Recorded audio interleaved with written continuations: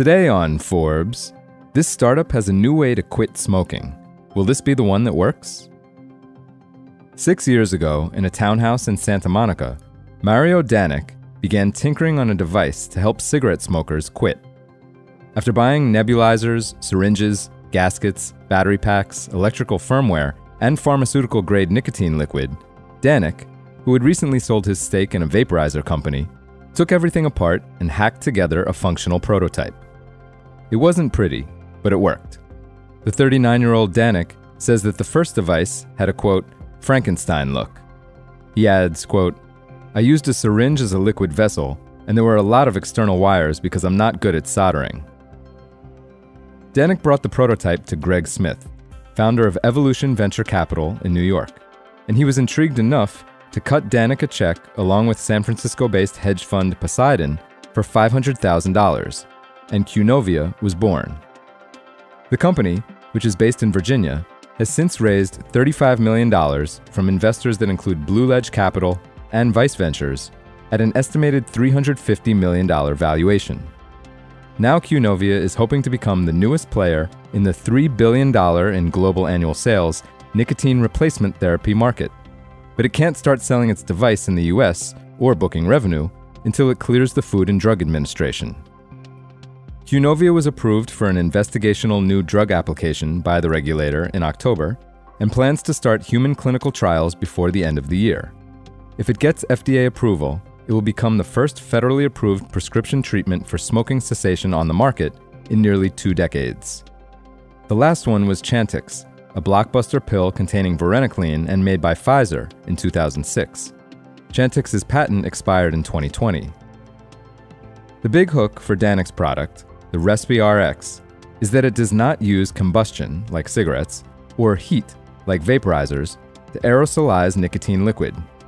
The thing with heat is that it creates carcinogenic byproducts, which are then inhaled along with nicotine. Any cessation method involving heating nicotine would almost certainly be a non-starter at the FDA. Rather, Danek's device is a vibrating mesh nebulizer, which uses a circular disc that moves 150,000 times per second to wick pharmaceutical-grade nicotine liquid into an inhalable vapor. The task of bringing the RespiRx to market falls to Brian Quigley, Qnovia's CEO, who formerly led Altria's smokeless products division. Danek now serves as Qnovia's Chief Technology Officer.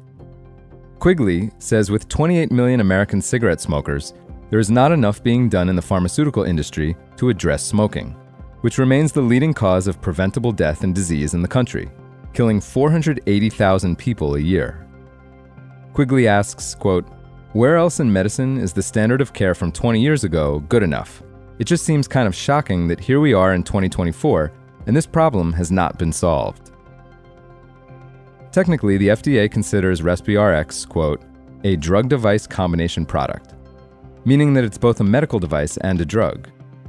Qnovia is applying through an abbreviated approval process that allows the company to use existing data from previously approved drug devices, like the Nicotrol inhaler, which was marketed by Pfizer before the company discontinued sales last year.